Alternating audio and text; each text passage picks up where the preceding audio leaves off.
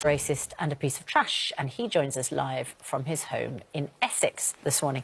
George, if you had just stopped before making mention of the Israel flag, it would have been all right. Why did you have to put that in?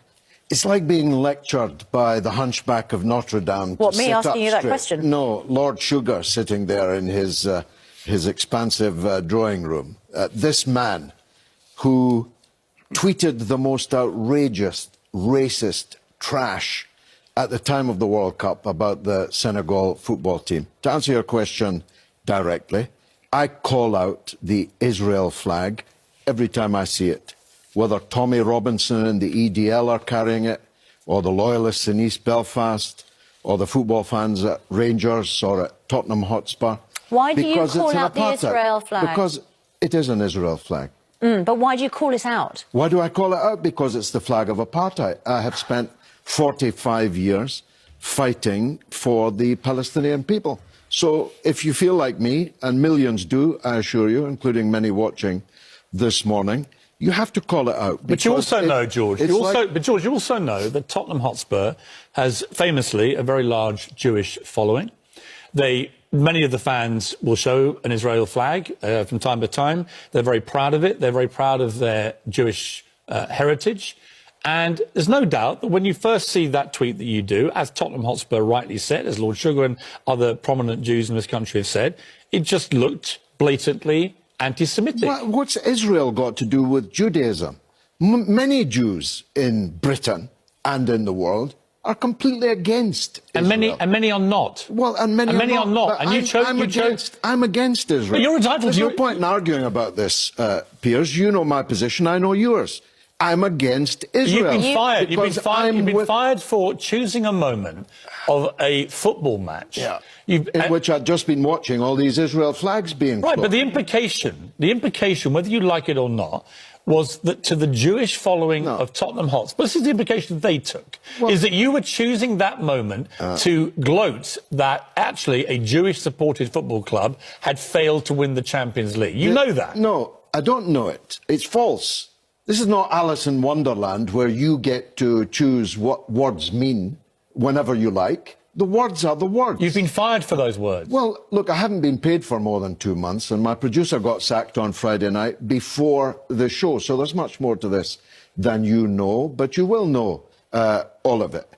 Ever since Ofcom found against my show some months ago on the Skripal affair and on the Jeremy Corbyn affair, 2 counts, the show's been in special measures.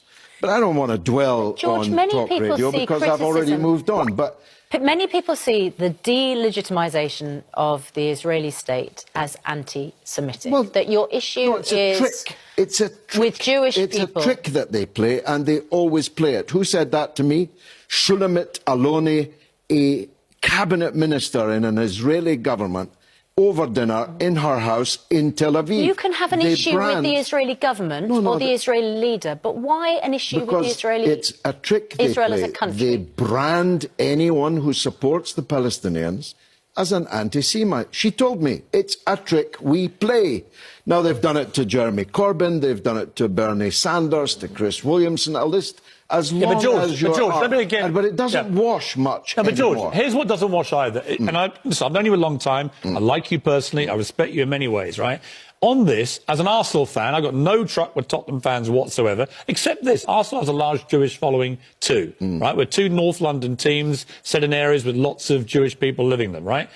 I was offended on behalf of Tottenham fans. I was, because actually, there was no need for you to make a political point about Israel in a hashtag about a football match. No, because it looked like you were delighted. Well, why were they waving? You weren't delighted that Tottenham had lost because they played badly, or you're an Arsenal fan. You were delighted they lost because of their connections to Jewish people and to Israel. Well, this is Alice in Wonderland. It's not Alice in Wonderland. You're inferring things that aren't there in black and white. I'm inferring things that actually aren't there in black and white, George. You know, they're not. The words in black and white. You literally put it in black and white. Black and white Israel flags. That's nothing to do with Jewish people. Why did you need to make that point? Because I had been watching those Israel flags being waved all evening. You were watching as hundreds of millions. So here's my point to you, George. You were watching Jewish fans... They weren't. How do you know they were Jewish? Tommy Robinson isn't Jewish when he walks down the road. You think the people that were waving Jewish... They almost certainly weren't Jewish. Right, and so you know that very well, too. Right, so they you don't... almost certainly weren't Jewish. But you don't know who they were. It's a political flag. You don't know who they were. I just know what the flag is. Right, I would argue it is highly...